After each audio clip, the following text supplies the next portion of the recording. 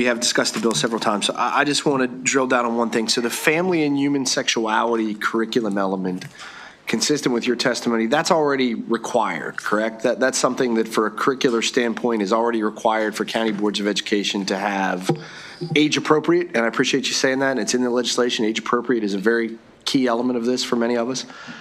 They're already required to do family life and human sexuality, correct?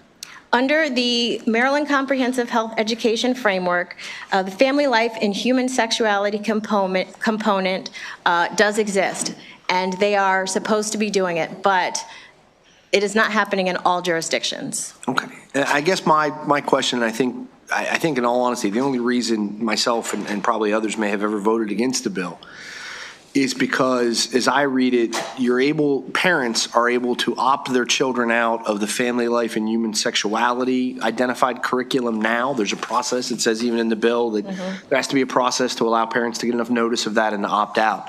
But that doesn't include the other identified, it's section 3, Roman numeral 5 on the second page of the bill, the gender identity and sexual orientation curriculum, which is, I would think, by listing it separately means that it's defined differently than just family life and human sexuality. It's not encompassed within family life and human sexuality because it's specifically delineated as maybe a separate course or a separate curricular subject.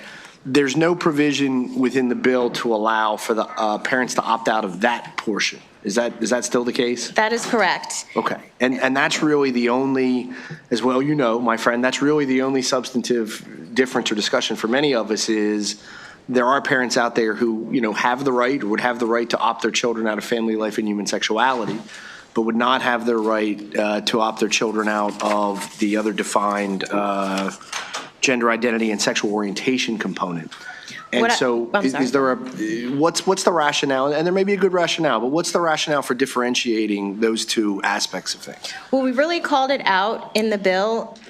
We differentiated family life and human sexuality and gender identity and sexual orientation because in the current comprehensive health framework, it is all encapsulated under family life and human sexuality. But for instance, Carroll County has removed all instruction related to gender identity and sexual orientation from their curriculum. And they actually have created 3 options that you can do. Their own option where they remove that and some other things, or you can do the full curriculum, or you can opt out.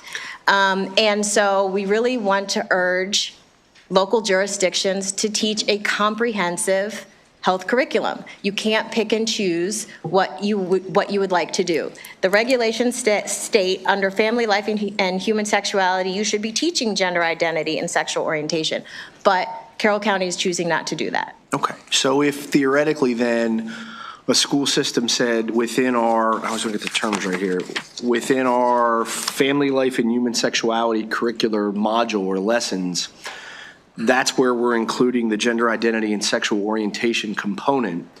Under the law as I see, or under the bill as I see, the parent would have the right to opt out of that. If you said, hey, we're teaching gender identity and sexual orientation comprehensively as part of our family life, I keep screwing it up, family life and human sexuality, the bill says that a parent can opt out of family life and human sexuality. Correct. So if one is subsumed within the other, the opt-out provision still exists. You are technically correct. Okay, thank you. I appreciate the clarification.